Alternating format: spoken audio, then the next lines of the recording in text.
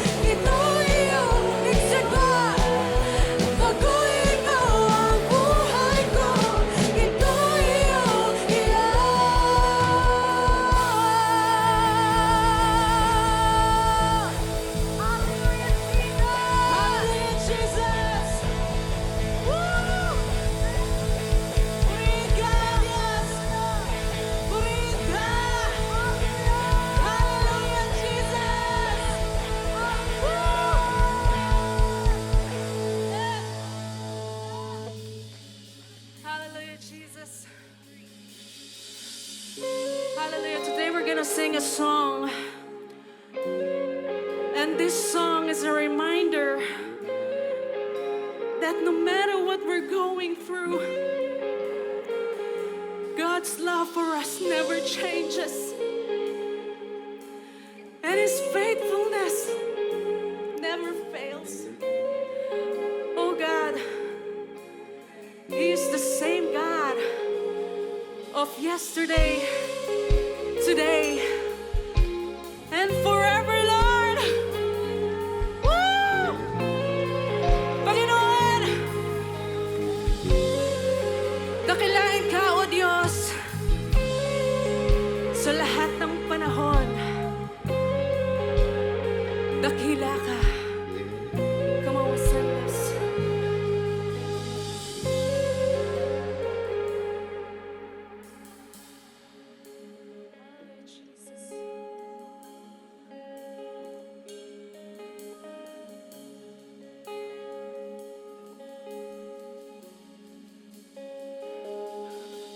O Diyos,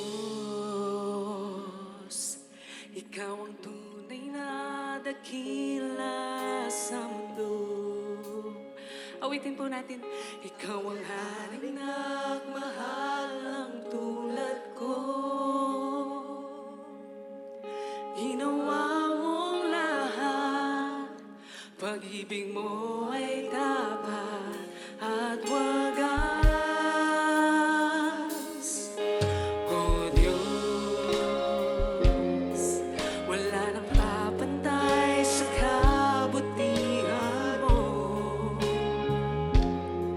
Ang ngalan mo'y itataas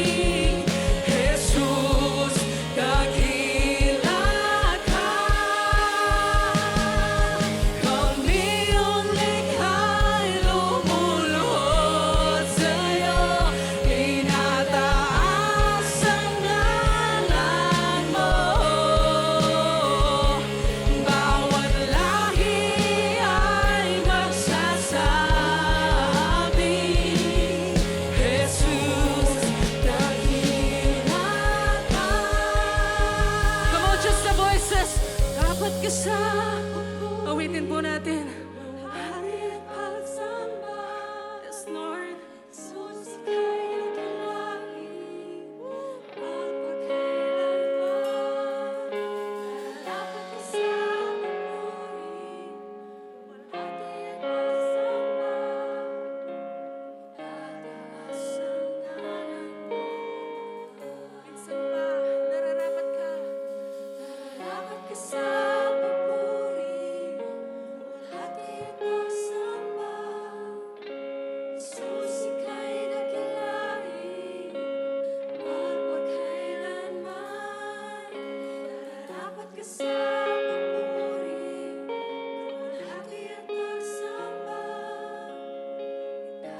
Itataas ang ngalan mo ba? Itataas. Itataas ang ngalan mo, Ama. Itataas ang ngalan mo, Ama. Minsan ba? Itataas ang ngalan mo, Ama.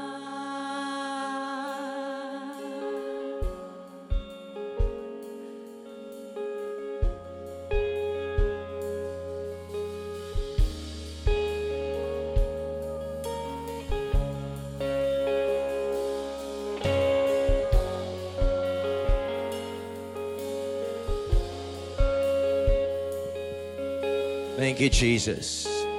Hallelujah, God. Come on, let's lift our hands right now. Before we go to our Holy Communion, why don't we make space, make room for the Lord right now?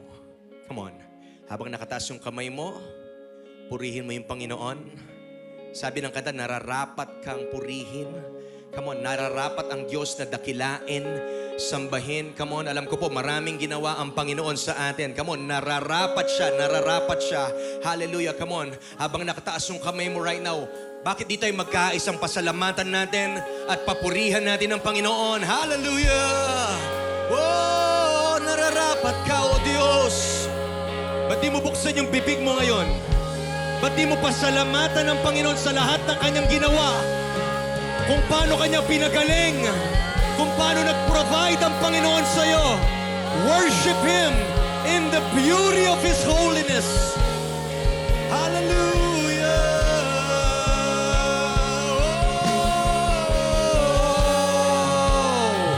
Punuin po natin ito ng papuri at pasasalamat. Hallelujah! Dakila ka, O Diyos! Oh, wala kang katulad.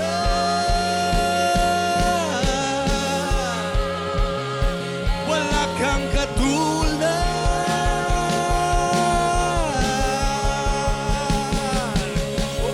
Oh, pupurihin, dadakilain, sasambahin ang ngalan mo, Jesus. Hallelujah! Come on, sige po. Huwag nating tipirin yung mga papuri natin. Hallelujah! Hallelujah! Come on, lift up His name. Come on. Yerabasikatayaralabahande. Worshipers, worshipers, let's fill this room with worship.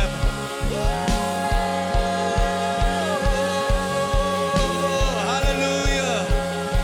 Are you ready for the last time? Come on, let's sing this song.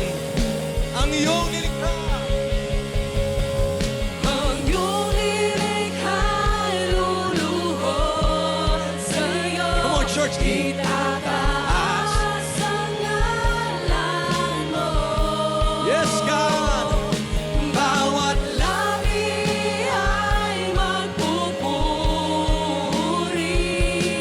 Jesus. Jesus, dakila ka.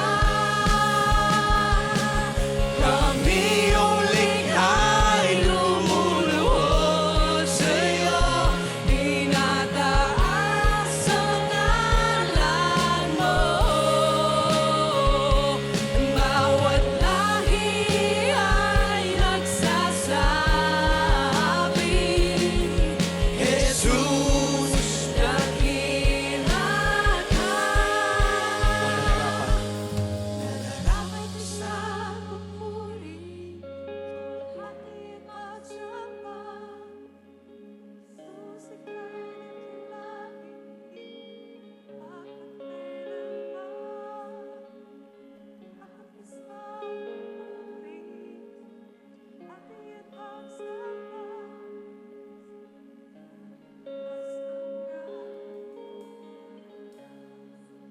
Thank you, Jesus. Come on, let's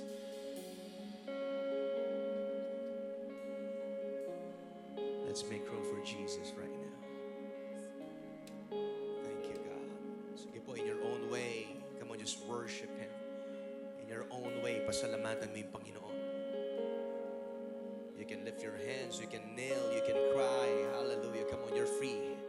You are free. Thank you, Jesus. Thank you, Jesus.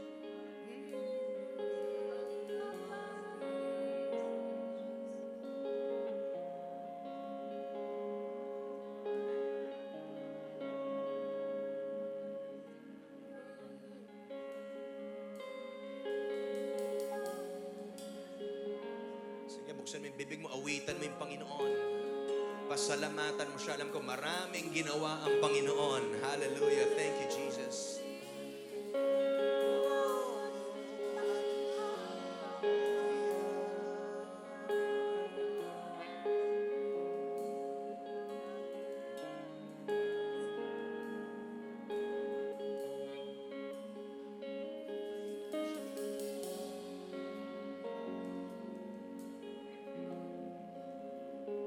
Let's respond to His goodness. Hallelujah. Thank you, Jesus.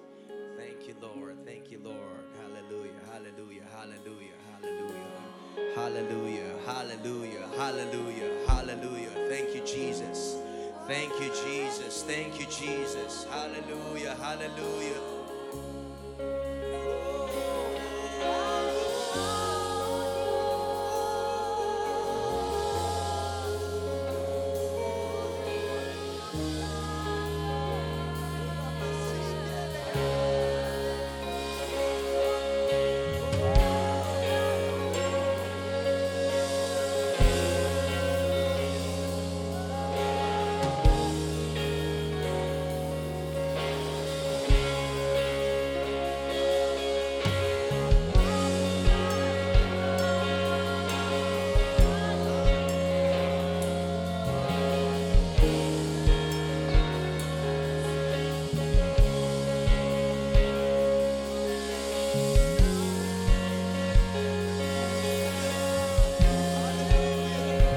Hallelujah.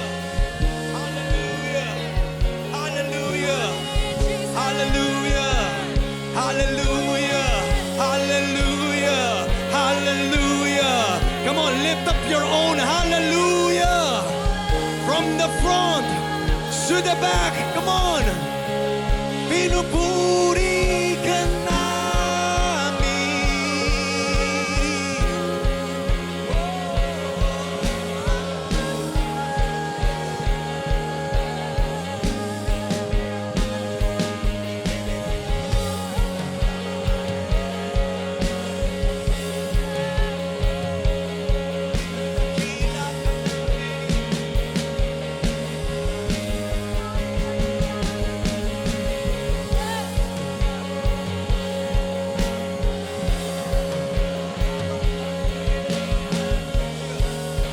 Hallelujah.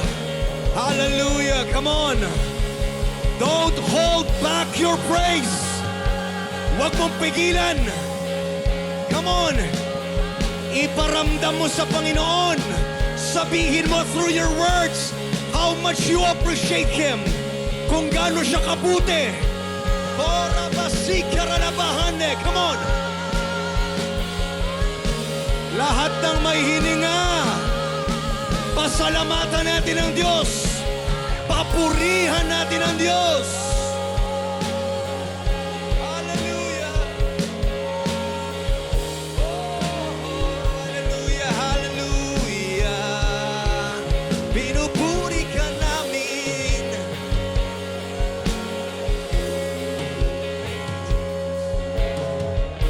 Thank you, Lord.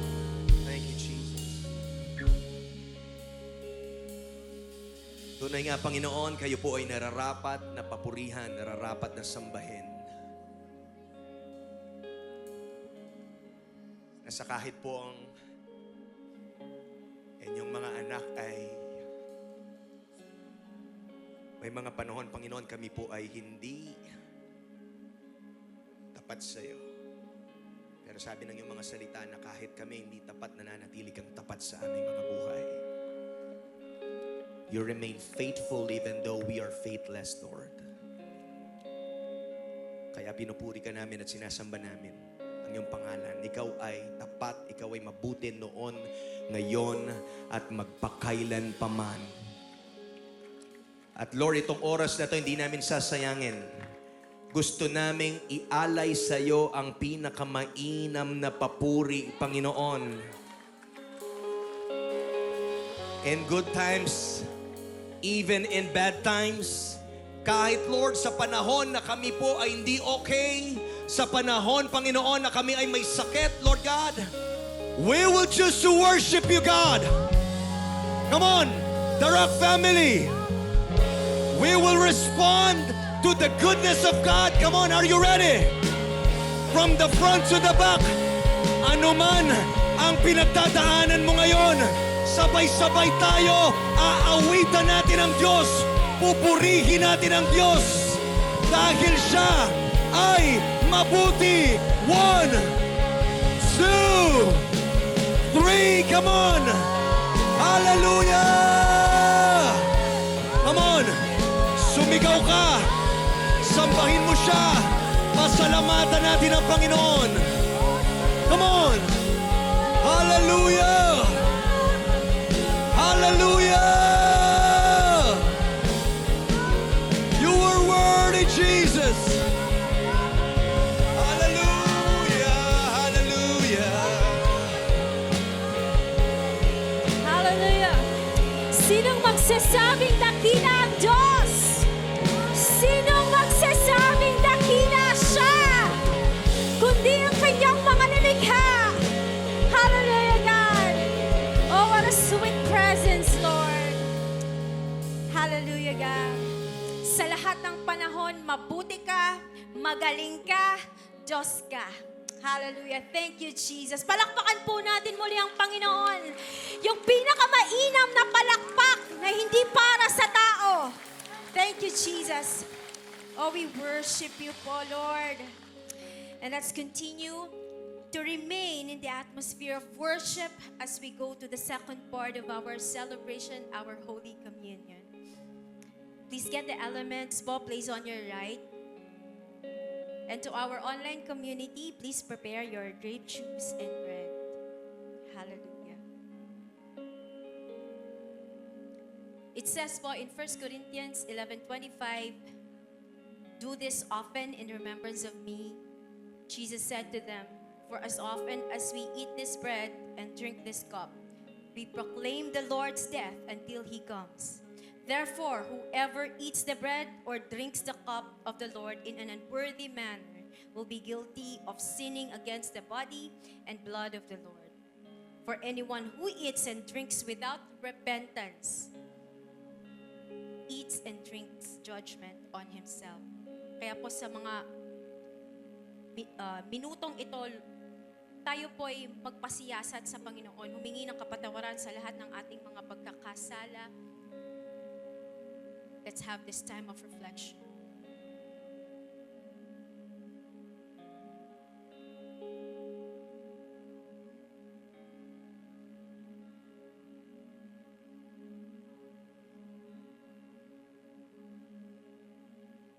Tayo po ay magpatuloy.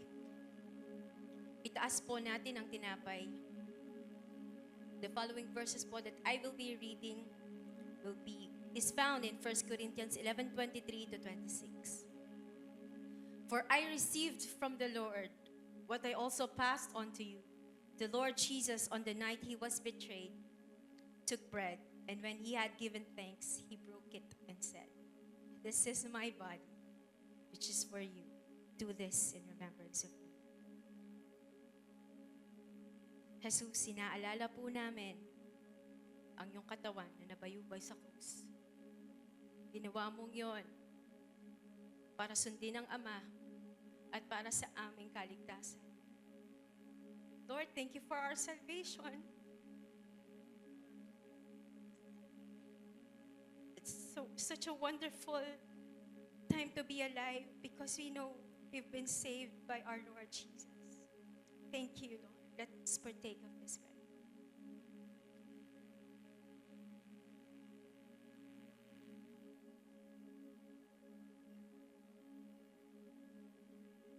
Itaas po natin ang saro na sumisimbolo sa dugo ni Kristo.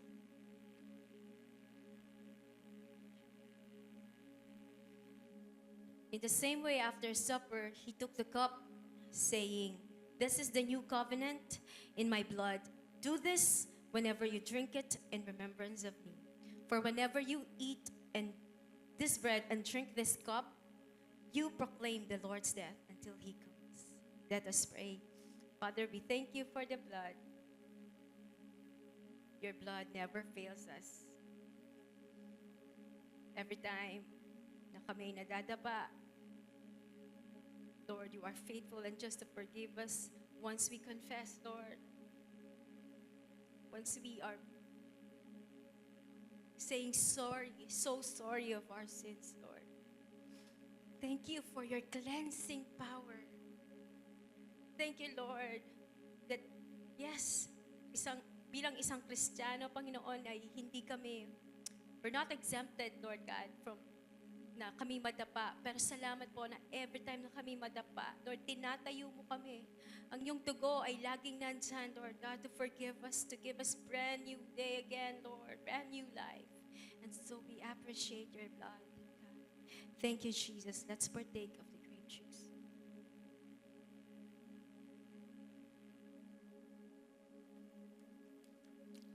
You may place po the containers back on the right side of your seat. At patuloy po tayong yumuko at manalangin.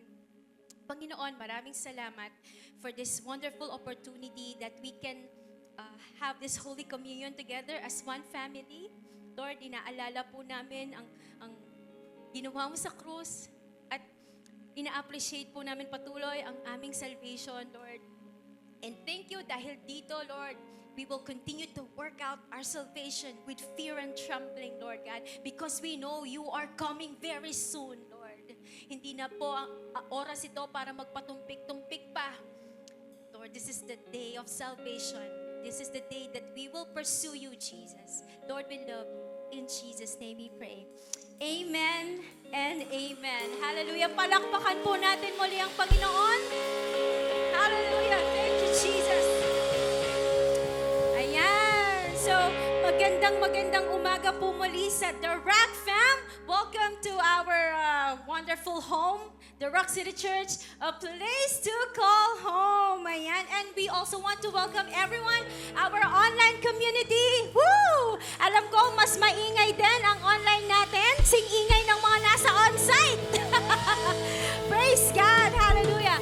At syempre, welcome at binabati din namin ang ating mga kaibigan, our visitors, our new friends who came here for the first time. May we see their hands. Ayan, we want to welcome you. We have here, welcome po, Jesus loves you. Meron pa ba on that side? Oh, we have a lot of visitors upstairs. We welcome you po. And we also have here, welcome po, Jesus loves you. Wow, what about The Rock City Church? Welcome! Woo! Thank you, Lord. Pinagpe-pray po namin kayo. We've been waiting for you. Thank you, Lord. At nandito po kayo ngayon. Amen? So, now, let's take this time naman to intentionally get to know one another.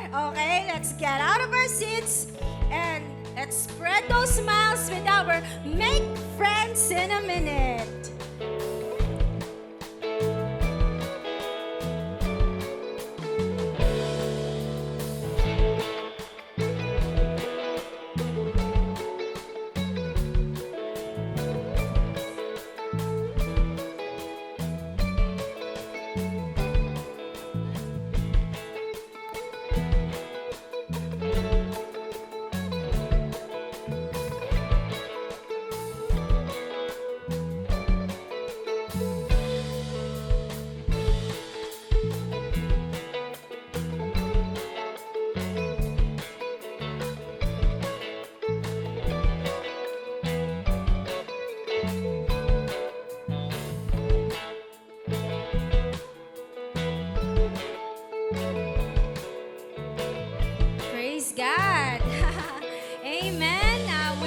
be seated for a while.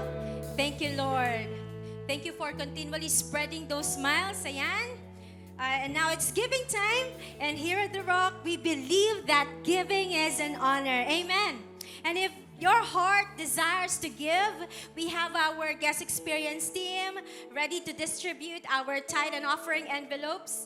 Yan, praise God. Thank you, Jesus. At salamat po sa patuloy na pagiging parte ng iyong pagbibigay so we can expand the kingdom of God, ang gawain ng Panginoon. God bless all our cheerful givers. And you can drop our offerings later here in front. Okay, we also have there on the side before the stairs and also upstairs. We also have our online giving. Please see the details on the screen, or you may also scan the QR codes at our giving station. Praise God. Right? Taas lang ang kamay for those who, thank you. Praise God.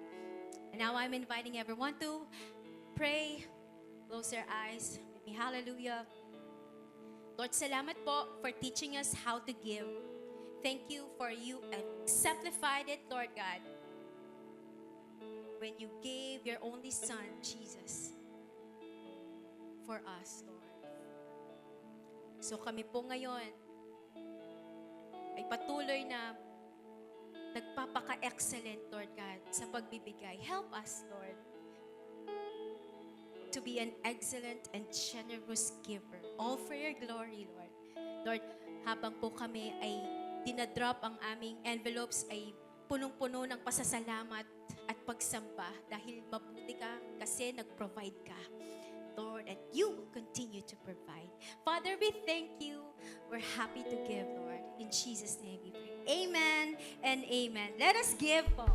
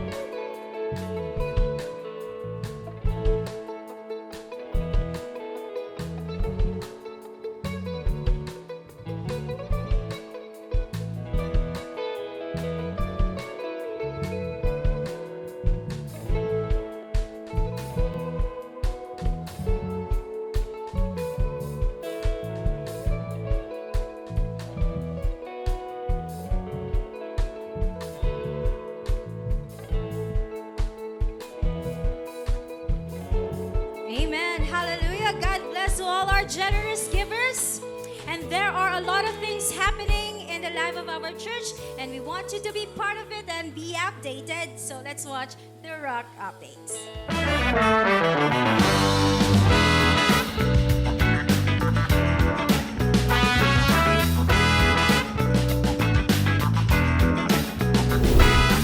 What's up, The Rock fam? We are so glad that you are with us today. And to all our new friends, welcome home. We are now in the month of March, and we've got updates for you, fam. Let's go! Excited about discovering your God-given purpose and considering making the Rock City Church your home? Then our Growth Track Batch 8 is your next step, happening this March 15. Come visit our Next Step station outside the cinema after the service to sign up and get all the details. See you, fam! Our first ever marriage seminar is happening this March 29. Whether you are young, married, or seasoned, you can join this life-changing seminar that will really help you increase this year. We're so excited as we invite this power couple, Doc June Ardina, a professional marriage and family therapist, together with his wife, Pastora Ann De Jesus Ardina, a director for family and youth studies as well. Seminar starts at 9 a.m. This is a time to connect with your spouse and learn new things that you can apply in your marriage. Sign up now at the guest experience area outside the cinema. We truly get stronger when we learn together in the knowledge of God. Join us on an Empower Night happening every Wednesday at The Rock, Dau, 6:30 p.m. Don't come alone and bring someone with you. See you, church! Calling all the young people in the house, Youth Gig is happening every Saturday, 4 p.m. at The Rock, Dau. Bring your friends and classmates and enjoy the fun and fellowship. The Rock Young Adults is also having their hangout every first and third Saturday of the month.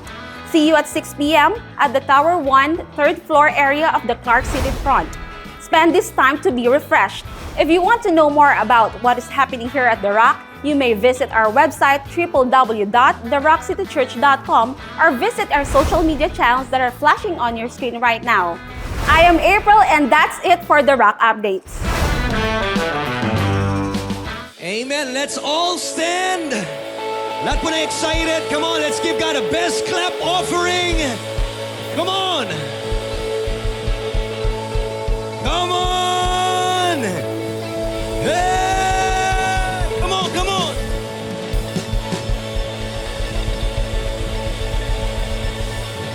Hallelujah. Hallelujah. Thank you, Jesus. Amen. Can you shout, thank you, Jesus? Hallelujah. Hanap ka na 5 tao, bigyan mo ng high five, sabihin mo, excited ka na ba sa word ni Lord? Come on, come on. 5 tao in the room, ask them, are you excited for the word of God? Amen. Sige, hawaan po natin ang bawat isa. Thank you, Jesus. Amen. Tanungin mo yung katabi mo, masaya ka ba? Parang dami po atang inaantok at saka malungkot ngayong araw na ito. Amen. Tanungin mo katabi mo, masaya ka ba? Amen. This is the Lord's Day and we ought to celebrate yung goodness ni Lord. One more time po, palakpakan natin si Jesus. Amen. Are we ready for the Word of God? Amen. Bago po ako mag-preach, na-announce na po kanina, grabe po yung ginagawa ng Panginoon sa ating Empower Night.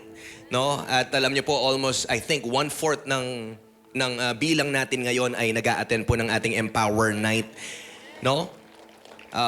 Last Wednesday po ay almost 100 yung nag-attend natin.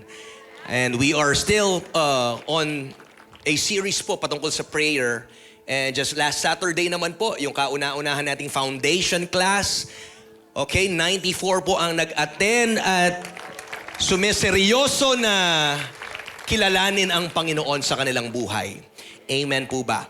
So I believe marami pong ginagawa ang Panginoon and nais po nating makasabay doon sa rhythm, doon sa galaw ng Panginoon sa taong ito. Kakatapos lang po ng ating Increase series and I hope by now we all have a better understanding ng increase na nais na gawin ng Panginoon at yung nais niya ring gawin po natin. Tama po ba? At natapos tayo last Sunday with the word na it's time to act, it's time to move. Wala na po tayong gagawin na maghihintay pa tayo ng tamang oras, perpektong oras. Ang inihintay na lang po ng Panginoon sa atin ay gumalaw po tayo. So ito po ang unang linggo ng March and we will be launching a brand new series to carry forward po yung momentum from the previous one ng ating series. So dito po sa ating March na series, ang title po natin, tanongin mo katabi mo, ready ka na ba? Tanongin mo yung kabila, sabihin mo, ready ka na ba? Lumalim pa. Amen. Ngayon pong March, ang series natin ay tatawagin nating Deeper. Come on, say deeper. No? Cultivating a deeper hunger for God. Amen. Tapikin mo ngayon sa kaliwa at sa kanan mo, sabihin mo, sabay tayong lumalim kay Lord ngayong taon. Sige po, sabay-sabay tayong lumalim kay Lord ngayong taon. Basahin ko lang po yung Psalm 63 verse 1 na sabi dyan, O God, you are my God, and I long for you. My whole being desires you like a dry, worn out, and waterless land. My soul is thirsty for you. Amen. Tayo po ngayon ay mananalangin. Lord, salamat po for this brand new day. And Lord, we want to fix our eyes on you. Hayaan niyo po ng bawat isa ngayong umaga ay pumayapa. Ano mang bagyo, anumang unos, anumang kung kalungkutan, lahat pong ito ay titigil huhupa sa presensya mo. Lahat po ng takot, lahat po ng pangamba, lahat po ng nagwo-worry ngayon sa kwartong ito in Jesus' name. And even those people, Lord, watching online, I pray, Lord God, na magkaroon ng shift sa atmosphere at maranasan nila that you are near. So salamat po. Pinubuksan namin ang aming mga puso sa pakikinig lang yung mga salita. And we are humbling ourselves, O God, before you. Speak to us sa isang clear na pamamaraan in Jesus' name. Amen and amen. Palakpakan po natin ang Panginoon. Ngitian mo ulit ang katabi mo at sabihin mo, ang gwapo mo naman ngayon, ang ganda mo naman. Amen. Makakaupo na po ang bawat isa sa atin. Salamat po sa ating worship team. At once in a while po talagang nakakamiss kumanta ng mga Tagalog. Amen. No? So we will be launching again a series po called Deeper. No? At ang desired na outcome po natin dito, or outcomes, no? I was seeking God. Meron po akong in mind na series dapat, but I believe this is what the Lord wants us to feast upon, no? Ngayong March, after po ng increase na series, nais po ng Panginoon na patuloy na papag-alabin pa yung mga puso natin at patuloy pa po tayong lumalim. So ang desired po na outcomes po natin for this series ay we will passionately seek God beyond Sunday services. Ito po ang panalangin natin. Ito po ang prayer natin na sa pamamagitan po ng series na ito ay tayo po ay magiging passionate men and women na talagang hahanapin natin ang Diyos, hindi lang po tuwing Sunday na nagkakasama-sama tayo. Amen po ba? Amen po ba? Beyond pa po ng araw ng linggo. Nais po ng Panginoon na mag-raise ng mga tao, lalaki, babae, pamilya, na talagang hahanapin siya araw-araw. Also, there will be an increased hunger for prayer, for fasting, and the Word of God. No? Sa biyaya po ng Panginoon, habang binabaybay po natin ang series na to, I hope and pray na mas lumalim yung kauhawan, lumalim yung gutom natin sa Panginoon at ito po'y magresulta na tawagin tayo ng Panginoon para mag-ayuno at magbabad sa pananalangin at sa kanyang mga salita. Also po, ang nais nating makita sa series na ito, we will be a community that expects and experiences revival. Ang revival po ay hindi lang po yung takbuhan sa altar, pag-iyak. Pero ang revival po ay talagang, ang resulta nito ay pagbabago ng puso, pagbabago ng buhay. Pag merong revival, may transformed life, may changed life. Amen po ba? At nais po nating makita ang revival na mangyari sa ating pong pamilya. And lastly, ang nais po natin na outcome is we will never be satisfied with a shallow relationship with God, but we will continually press in. Natutuwa po ako na may mga nakausap po ako just yesterday dun sa foundation class na dahil po sa increase series natin ay talagang nag-increase din po yung desire nila na kilalanin ng Panginoon. No? Kung dati po ay ang mga nag-respond sa mga discipleship ay mailan lamang. Pero ngayon naniniwala po ako that this is high time. It's high time na marami pong tinatawag ang Panginoon. At sana isa ka doon. At isa rin yung katabi mo. Amen po ba? So yan po ang nais natin sa biyaya po ng Panginoon ay malakaran natin yan sa tulong niya. So for our first installment ng ating pong series Deeper, nais ko pong talakayin po natin ang mensaheng ito at ang title ko po sa ating first installment is A Holy Hunger. Come on, say A Holy Hunger. Sino po dito gutom na? Nag-almusal na? Buti pa kayo. Amen. Nagkape na? Hindi pa rin. Patay po tayo. So, a holy hunger. And our power verse po for this morning is found in Matthew chapter 5 verse 6. Nasabi po dito, basahin natin na sabay-sabay. 1, 2, 3, go. Blessed are those who hunger and thirst for righteousness, for they will be filled. Ito pong series natin ngayong buwan po ng March, no, ay gusto pong tumbukin ng Panginoon yung problema sa kapanahunan po natin ngayon. And I think the problem today is this: there is spiritual malnourishment in a world of distractions. Alam ko po, alam niyo yung ibig sabihin ng malnourished. Yung isang bata or taong payat na payat at hindi nakukuha yung sapat na bitamina and nutrients na dapat ng kanyang katawan. Tama po ba? At hindi lang po yun limited doon sa physical na pangangatawan, but also nangyayari po to sa spiritual nating buhay. Imagine, we live in an age of abundance. Abundance po ang information. Abundance po ang entertainment. Ang dami pong opportunities sa paligid natin. Ang dami pong, what do you call this? Mga bagay, materially, na pwedeng magbigay ng comfort at mapadali ang buhay natin. Pero ang katotohanan po, despite having more than ever before, we're blessed. Habang pong papalapit na papalapit tayo sa pagdating ng Panginoon, mas lalo pong nagiging advanced ang technology, mas lalo po tayong blessed. Tama po ba? Pero makikita po natin na habang nasasabi natin that there is abundance all around us, hindi natin maikakaila that there are a lot of people who feel empty. A lot of people who are restless and unsatisfied. Paano nangyari na sa panahon na napaka-advance at halos nandyan na po lahat, ang isang tao ay hindi pa rin mapakali. Ang isang tao hindi pa rin mabusog-busog. Ang isang tao hindi pa rin mapanatag. Nararamdaman niya pa rin na may kulang sa buhay niya. And sad to say, our bodies are well-fed, but our souls are in famine.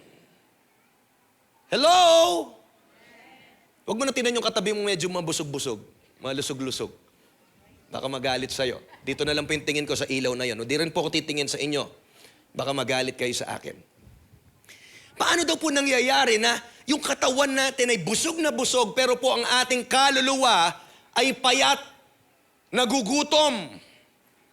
Hello? We scroll endlessly sa social media. Nandyan yung pagbe-binge watch po natin. Nandyan yung paghahabol natin sa success. And yet, we still feel unsatisfied and unfulfilled. Nandyan po yung anxiety, nandyan yung depression. Loneliness also are on the rise even in a world, again, that is more connected than ever. Natatanong niyo po ba yun? Bakit ganito ang nangyayari sa buhay po natin? Kaya po ang ganda na ito po yung gustong tumbukin ng Panginoon sa atin, dahil ayaw po niya na sumabay na lang tayo sa agos ng mundo. At posible po ba na baka ang sagot po sa lahat ng tanong na ito, could it be that we are filling ourselves with the wrong things? Ito po kaya yung sagot? Baka daw po pinupuno natin ng mga bagay na mali ang ating buhay.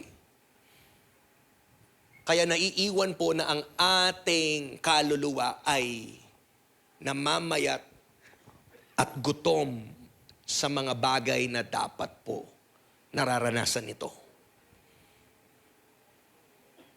Marami pong tao ngayon na instead of seeking God first, they are trying to satisfy their spiritual hunger with temporary things. I can feel in my spirit that God wants us to be aligned. Tingnan niyo po yung katabi niyo, introduction pa lang po ako, may natutulog na, hallelujah. Amen, bantayan mo yung katabi mo. Wala pa man. O, ayusin po natin yung upo natin, para naman di tayo, para nanonood ng sine. Amen, come on, sige po. Bigyan natin yung focus natin, bigyan natin yung 100% natin sa Panginoon. Amen po ba?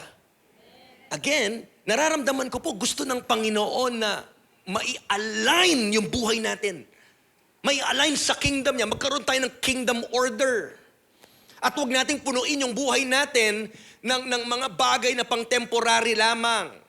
Minsan hindi natin maramdaman. Makinig po, ito po yung problema. Kaya I pray and I declare from this series, mabubuksan yung mata natin at mararamdaman natin na ang Diyos palang tumatawag sa atin, because I do believe there are a lot of people here na hindi mo alam na ang Diyos na yung tumatawag sa iyo. And yet, pinupuno mo ang sarili mo ng bagay patungkol sa entertainment, pinupuno mo yung oras mo ng social media. Ito po yung mga temporary bagay, the entertainment and social media. We fill our time with distractions, but we neglect po yung time natin sa presensya ng Panginoon. Napupuno po tayo ng success and wealth. We chase careers and financial security.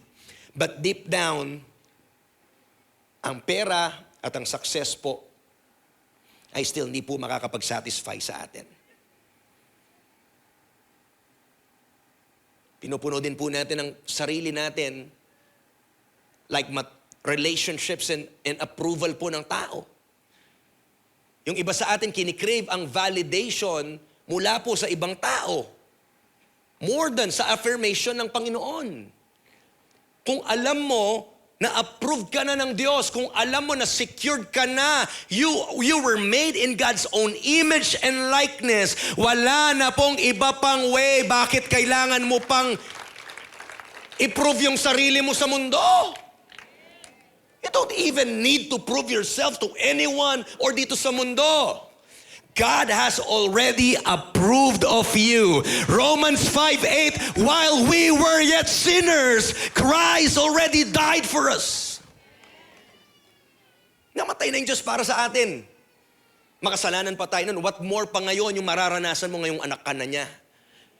So huwag mong habulin yung palakpak ng mundo. Huwag mong habulin kung anong ino-offer ng mundo, temporary lang po yun. And also religious rituals without true hunger. Nakakalungkot po that some may even go to church out of routine. But they lack a real longing for deeper intimacy with God. Ito po ang gusto ng Diyos na maranasan natin from this series, na hindi lang po tayo basta simba, uwi, nang hindi nababago. Kasi po kahit isang encounter mo lang sa Diyos, naniniwala ko, magbabago ang buhay mo. With just one encounter, you will never be the same again. Kaya meron pong gustong, alam mo yon, yung mga puso natin na mabababaw, may gusto ng Panginoon gawing balon yung puso natin. Yung hindi po basta masasatisfy. Kaya po yung greatest danger na kinakaharap natin is losing our hunger for God. Yan po yung dapat na maibalik, yung kauhawan natin sa Diyos.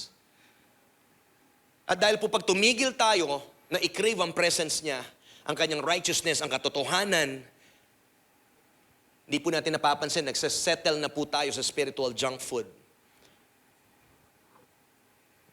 Akala natin, yung mga easy na po ngayon, no? Mga fast food or what, kala mo nabubusog ka, pero sa totoo, wala pong sustansya. Sabi ng Proverbs 27 verse 7, a person who is full refuses honey. A person who is full, puno na, refuses honey. But even bitter food tastes sweet to the hungry. Ang taong gutom na gutom, kahit mapakla, kakainin. Pero yung tao daw po na busog, kahit honey pang masarap yan, hindi niya papatulan. Ang ibig pong sabihin yan, when we are too full of the world, we no longer hunger for the things of God. Pag masyado na po tayo na punong-puno Minsan nagtataka ka, bakit parang wala na akong gana mag-church, wala na akong gana mag-pray, wala na akong gana magbasa ng Bible. Tinatamad ako, kahit ulit-ulit na lang ine-explain yan sa church, ina-announce, bakit parang wala akong pakiramdam, bakit anong nangyayari sa akin, bakit parang ang layo ng Diyos. You are too full of yourself. We need revival. We need spiritual alignment. We need to hunger again for God. Amen. Revelation 3:16, but since you are like lukewarm water, neither hot nor cold, I will spit you out of my mouth, sabi ng Diyos. A lack of hunger, church, for God leads to spiritual complacency, which is dangerous to our faith. Kaya po, sa harapan ng Diyos, kapatid, tingnan niyo po ako, sa harapan ng Diyos, wala pong estado na chill lang or safe na nasa gitna, pastor, di naman ako sobrang init, di rin ako backslider. Sa gitna lang ako. Wala pong ganun.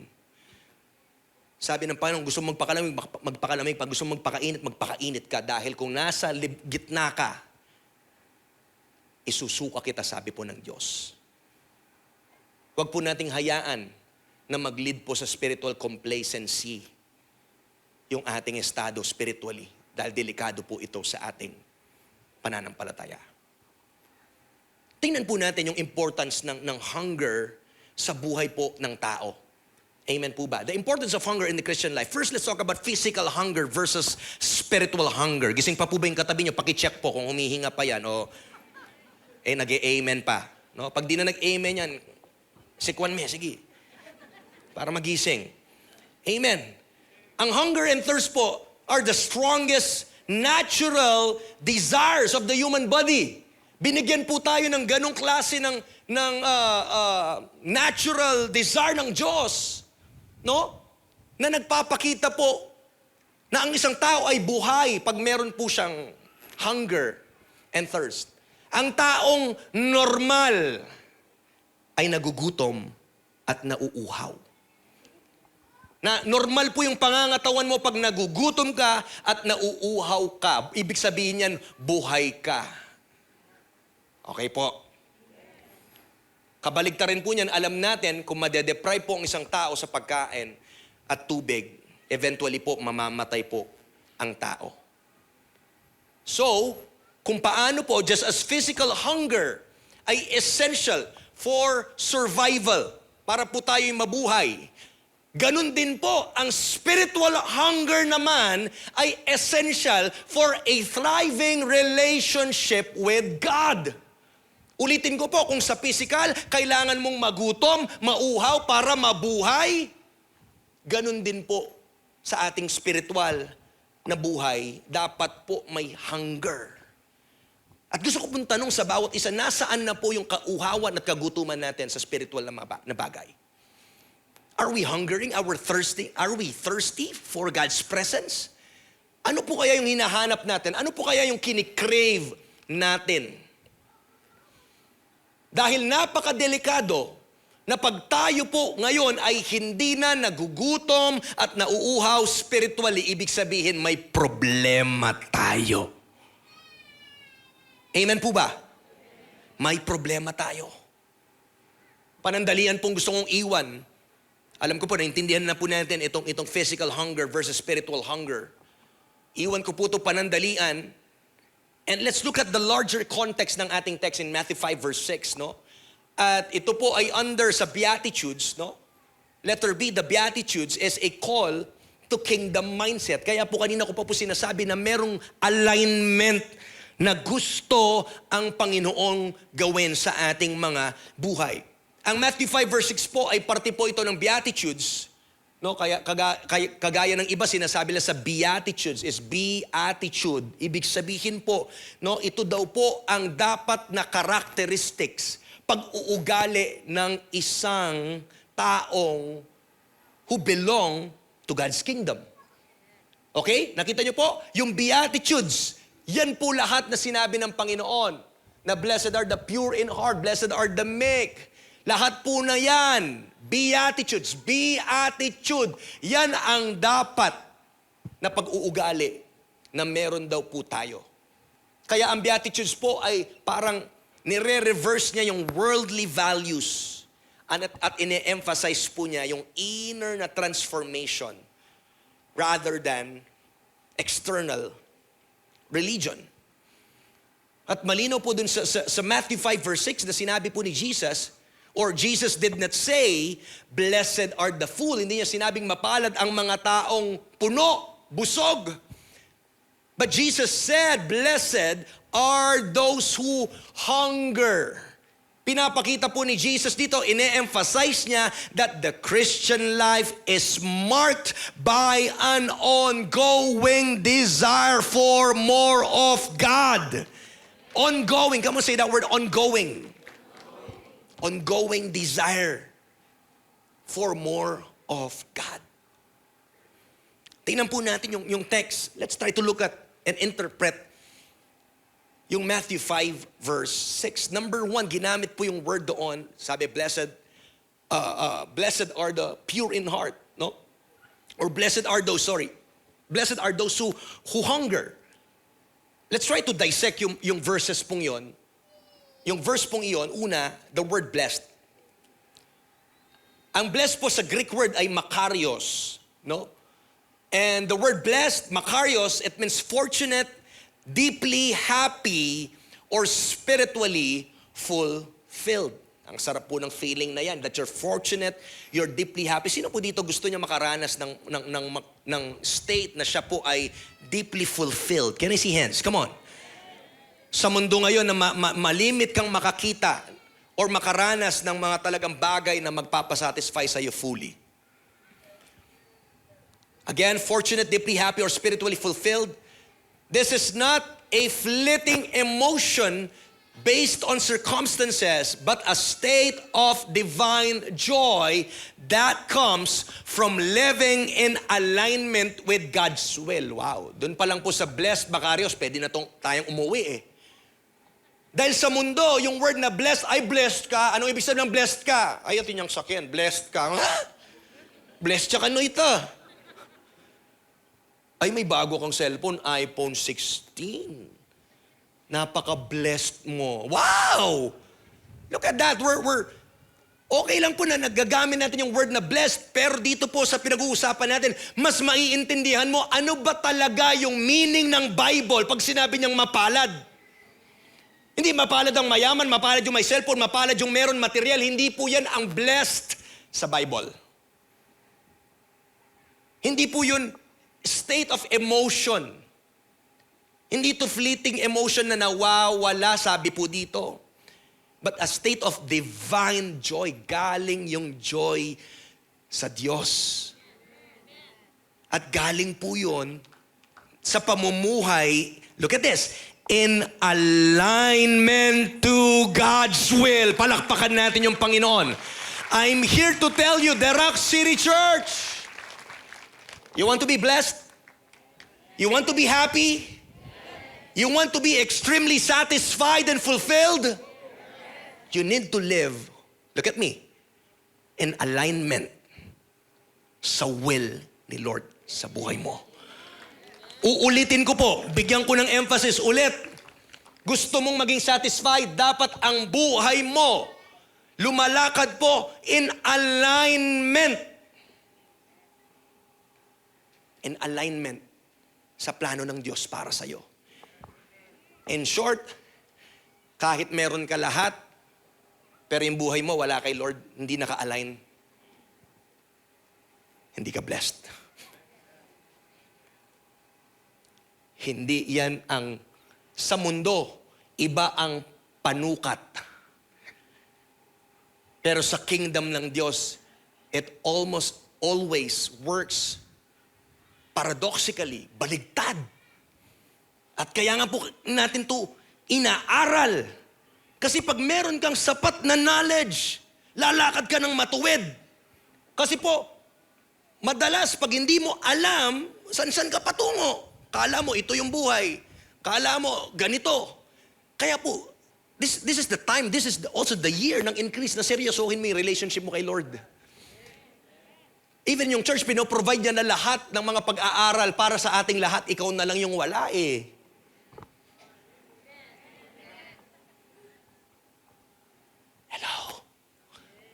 Okay lang po yung may mga trabaho. Pero kung gusto nyo po, meron tayong mga online class ng ating discipleship. I think that's a good news. Kung di po ako nagkakamali sa mga nag-foundation class, yung iba po online, may klase ng Sunday evening, I think. No? 7 p.m. mamaya. Sa mga gusto pong humabol ng foundation class. Kung may trabaho ka ng Saturday morning, gusto mo, pero hindi ka makapunta, mag-sign up ka po sa labas mamaya at sumabay po kayo sa klase mamayang 7 p.m. Hello? Tinan mo yung katabi mo ulit, i-check mo kung gising na. Napakabilis po ng oras at nasa simula pa lang po ako. At sabi ni SM ay dapat, tama ba? 11:30?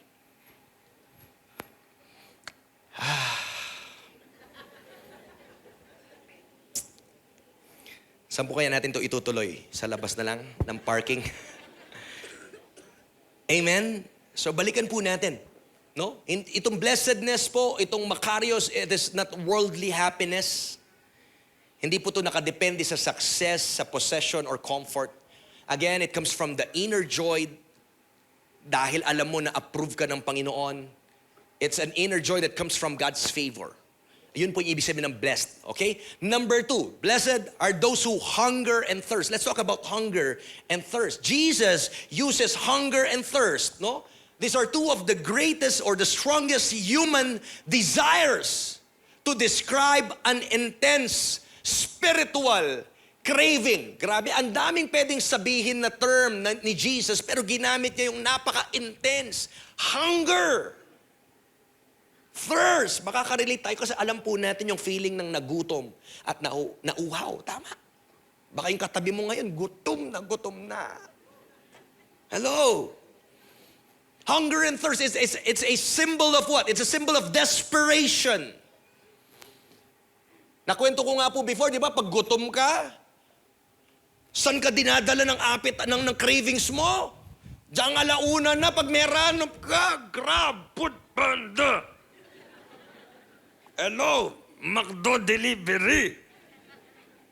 Alauna na, lumalamon ka pa ng... Di ba yun yung nagagawa ng kauhawan at gutom natin, talagang magiging desperado ka, gawin mo lahat, malamnan lang yung tiyan mo. Paano po kaya sa spiritual nating buhay? Hello? Kung paano po sa pisikal, tayo nagugutom, nauuhaw, alam niyo po, ang totoong tagasunod ni Kristo ay dapat meron din po siyang malalim, a deep and relentless longing for righteousness. Palakpakan natin yung Panginoon.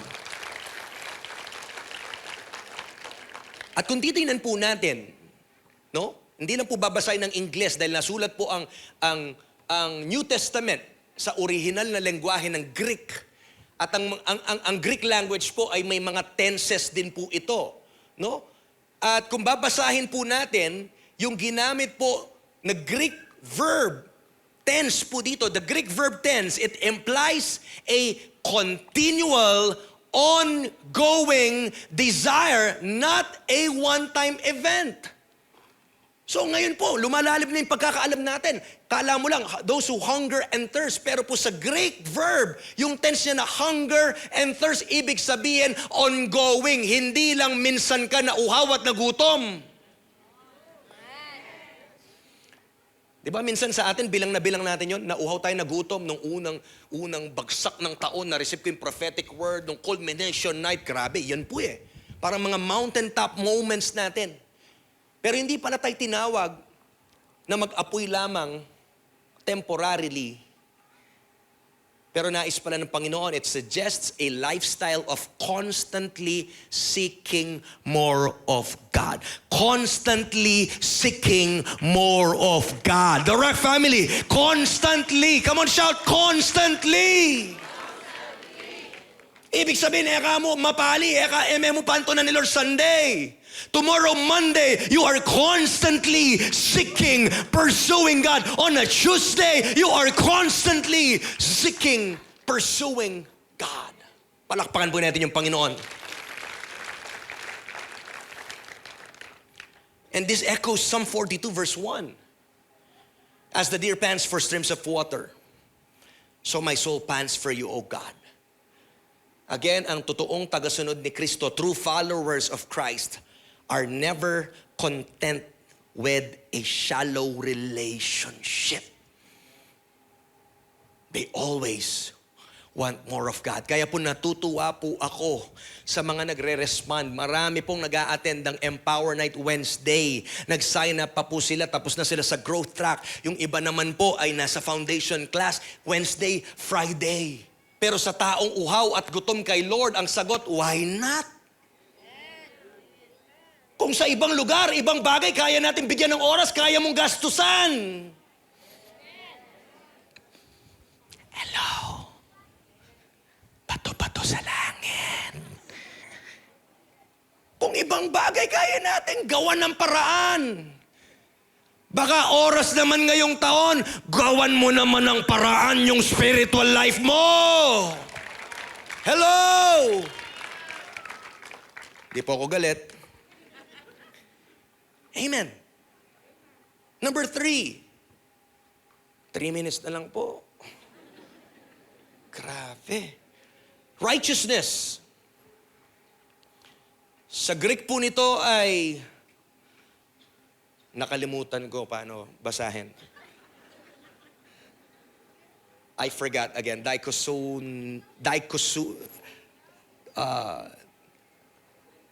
Nakalimutan ko. Parang okay.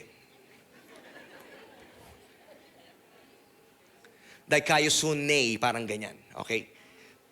Huwag niyo nang alam yung Greek. Sinasama lang natin yan para alam nyo. No? Huwag niyo namang ipangalan sa mga anak niyo yan. Dikaiosune. Arigato. Iba po. Greek po to, hindi po pala Hapon. So the word righteousness, dikaiosune, parang ganyan po, no? Has a broad meaning in Scripture, and it refers to both personal holiness and even social justice. Pag sinabi pong righteousness, no? Tatlo po yung pwede nating pag-usapan dito. Una, yung right standing with God. Righteousness, it means your right standing with God. No? It includes the pursuit of personal holiness, purity, and obedience to God's will. Okay? Pwede nyo na pong picturean po yan. Pangalawa po, pag pinag-usapan yung righteousness, it can also talk about justice and God's kingdom. Ang righteousness po, it also extends to seeking what? Seeking justice, mercy, and God's kingdom on earth.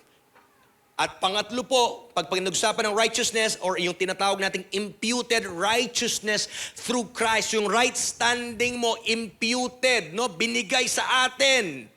Na-explain ko po itong substitution na nangyari kahapon sa foundation class natin. No? Yung ating karumihan at kasalanan ay napunta sa Diyos at ang kanyang kalinisan, it was imputed to us through Christ. And ultimately, true righteousness is not something we achieve on our own, but something given through faith in Jesus. Yan po ang mga example pag pinag-usapan yung righteousness, yung tatlo pong yan. At number 4 po, nasabi po dito, blessed are those who hunger and thirst, for they will be filled. What a promise. Napakaganda pong pangako ng Panginoon na tayo ay mapupuno. Alam niyo po bakit kailangan nating namnamin ito? Kasi sa totoo man, kahit anong hanapin mo, habulin mo dito sa lupa, wala talagang tunay na makakapagpapuno sa'yo, kundi ang Panginoon. The Greek word kortazo, it means to be filled, to be abundantly satisfied. Grabe, saan ka makakita ganyan sa mundo? Naalala mo yung time pag may bago sapatos ka, talagang binabalik mo pa sa box. Sino dito hanggang ngayon? Yung papel nandun pa. Pero pag luma na yung makabalibag niya mo. Panginisa na niya yung aso mo, or what? Tama. Wala po eh. Kahit anong phone, lahat po sa mundo na kumukupas, naluluma. Pero pag ang Diyos ay nagpuno, hallelujah. Come on, come on, come on. Pag ang Diyos ay nagpuno, talagang mag-overflow. At hindi po, alam mo yon, hindi kayang tapatan ito ng anuman po sa mundo. In the ancient world, ginagamit po tong word na to, yung kortazo. This word was often used to describe sa pagpapakain po nila ng mga hayop.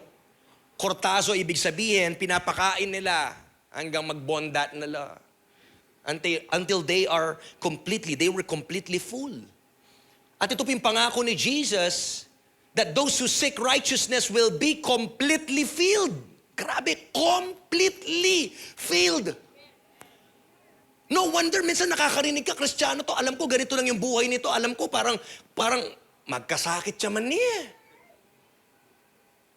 Pero bakit pag in-explain, tumitingin yung tao kung sino ka sa estado mo, hindi ka naman mayaman, sakto ka lang, pero parang mas masaya ka pa dun sa mas maraming pera. Yun ang ibig sabihin minsan nun. May kulang, may sakit, may anumang pangyayari sa buhay mo, but in Jesus, you are completely filled and satisfied.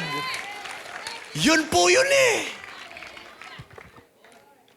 Amen. Sige, palakpakan mo pa si Lord. Hallelujah.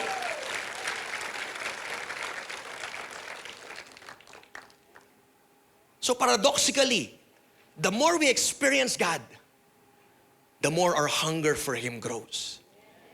Sa physical po, the more po na hindi ka kumakain, nagugutom ka. Sa kingdom ni Lord, baligtad, the more na kumakain ka, nagugutom ka rin. Tama po ba? At sa buhay po natin ngayon, we experience satisfaction in knowing God now. Nararanasan natin siya. Nasa-satisfy po tayo. But the ultimate fulfillment, darating po yung time na pag nakasama na po natin ng Diyos in eternity, when we are fully united with Him, we will be completely satisfied. Completely. Palakpakan po natin ang Panginoon. Revelation 7:16 to 17, they will never again be hungry or thirsty. They will never be scorched by the heat of the sun. For the Lamb on the throne will be their shepherd. He will lead them to springs of life-giving water, and God will wipe every tear from their eyes. Hindi na natin mararanasang magutom pa, mauhaw pa. At sabi po, ang Diyos mismo, no, He will wipe our tears from our eyes. There are some biblical examples pa ng holy hunger. Pasensya na po, medyo kailangan ko na po itong bilisan. Biblical examples of holy hunger. Si David po, a man after God's own heart. Psalm 42 verses 1 to 2. As the deer longs for streams of water. Alam ko po, alam niyo po yung text na ito. No? Na pinakita po dito ni David, he expressed deep longing for God, comparing it to a deer. Thirsting for water. Ang isang usa na sobrang active. Imagine, mainit na, active ka pa. Anong resulta nun? Uhaw.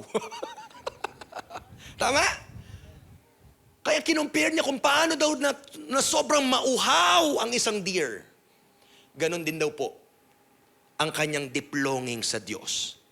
This hunger was the foundation of his intimacy with God. Kung merong binabantayan si David sa kanyang relationship kay God, ito po yung pagkauhaw at pagkagutom niya. Hello? Psalm 63 verse 1, O God, You are my God, I earnestly search for You. My soul thirsts for You. My whole body longs for You. Grabe. And this parched and weary land where there is no water. Pinakita po ni David dyan that even in the wilderness, David's priority was to seek God. Kaya po ngayong taon, ng increase, anuman pong season ka, in abundance, or may kakulangan, or may problema man, or wala, maging continuous po yung pagsisik natin, yung priority natin na hanapin ng Panginoon. Next po, si Paul, he was never satisfied of his knowledge, with his knowledge of God. Si Paul po, na isang Pariseo, he's a lawmaker, napakatalino, no? Umupo sa paanan po ng pinakasikat na rabbi during his time, na si Gamaliel. And anong nangyari? He wrote almost 2/3 ng New Testament. At makita po natin na pwedeng si Paul na po yung talagang OG na tinatawag. And yet sabi niya sa Philippians 3:10 to 12, I want to know Christ. Grabe. Tayo parang ang onti pa lang ng alam natin. Mas mayabang pa tayo kay Paul. Si Paul, ang dami nang naisulat, na experience. And yet sabi niya, gusto ko pang makilala si Kristo. Hello?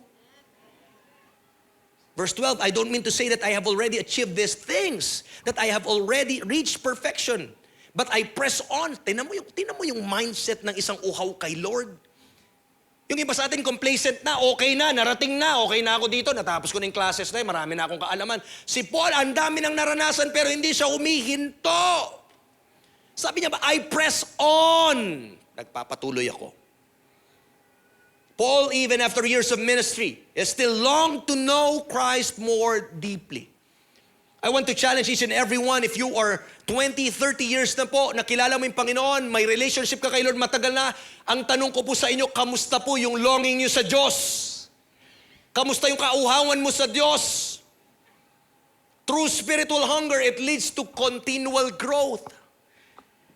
Napaka-inline po nito sa ating prophetic word that we're talking about increase. We're talking about growth. At kung nais nating patuloy na lumago sa ating buhay spiritual, kailangan patuloy din po ang ating pagnanasa na kilalanin si Kristo.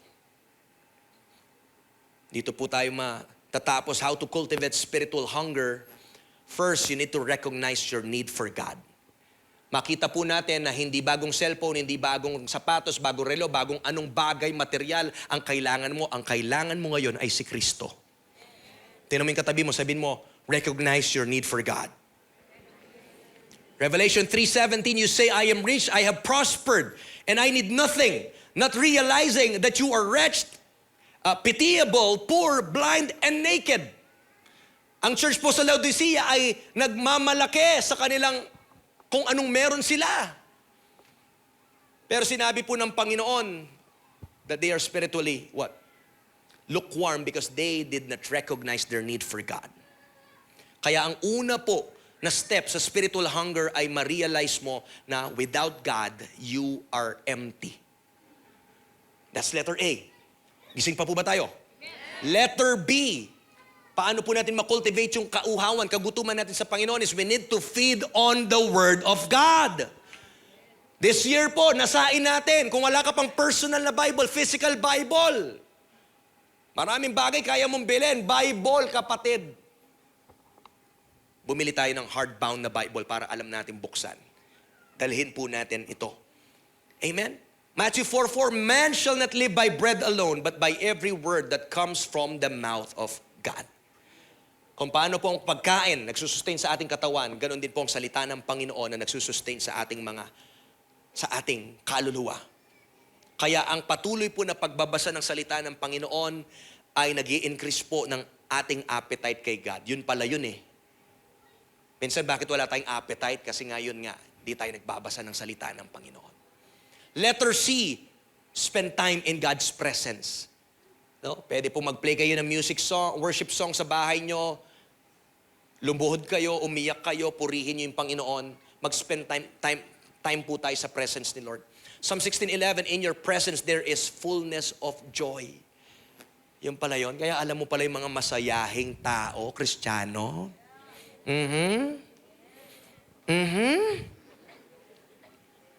Alam mo na isipin mo, anong makasmile ya? Ang mga palangiti at masaya daw ng mga Kristiyano, yun ang mga Kristiyanong nagbababad sa presence ni Lord. Hello.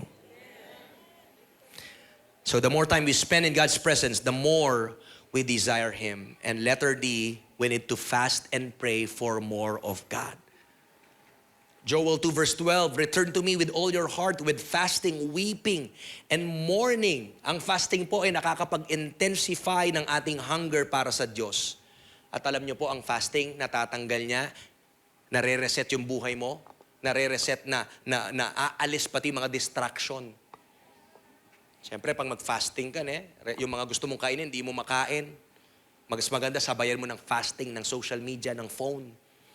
Ayun, grabe. It's between you and God. Magkulong ka sa kwarto, Lord, nanggawan ko, mag-pray ka. Okay? Dalawa pong reward ng holy hunger.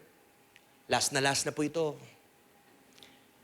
The reward is letter A, sabi ng Panginoon, they will be filled. God will fill No? Or God fills the hungry. Ang sarap po pag alam niyo po, ang sarap ibang-iba pag ang Diyos ang bumusog sa iyo. Ulitin ko po, iba pag ang Diyos ang bumusog sa iyo. Talagang you will be completely satisfied. Luke 1:53, He has filled the hungry with good things, but the rich, He has sent away empty. Ang mga desperado po sa Diyos ay they will experience fullness, while those who are self-sufficient po will remain empty. No? Huwag po tayong umasa sa sarili natin, huwag tayong umasa sa anong kakayahan natin, umasa tayo sa Diyos, dumepende tayo sa Diyos. And letter B na reward po ng holy hunger is eternal satisfaction. Binasa po natin kanina itong text na to in Revelation chapter 7, that they shall hunger no more, neither thirst anymore, for the Lamb in the midst of the throne will be their shepherd, and He will guide them to springs of living water. Dito po, nasasatisfy na tayo, but eventually, ultimately, pag nakasama na po natin ang Panginoon, yun po yung sinasabi nating fully satisfied in eternity. Kaya po sa aking pagtatapos, at maging ready na po ang ating worship team, ang tanong ko po is, are you hungry for more of God?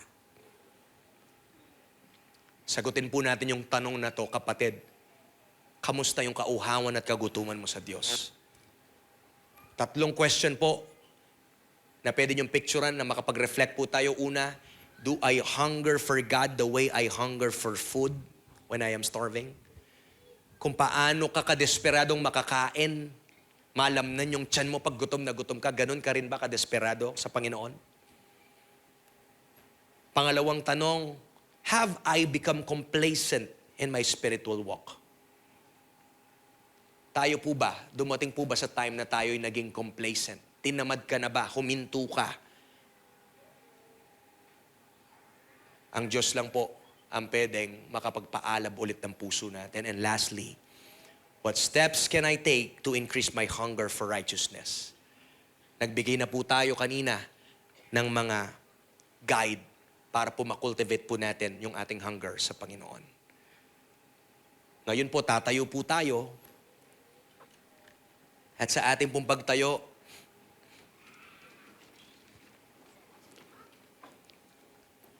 pwede po bang pumikit tayo at lagay natin yung ating kanang kamay sa ating puso as a gesture right now? Come on. I know it's already time, but let's make this simple gesture.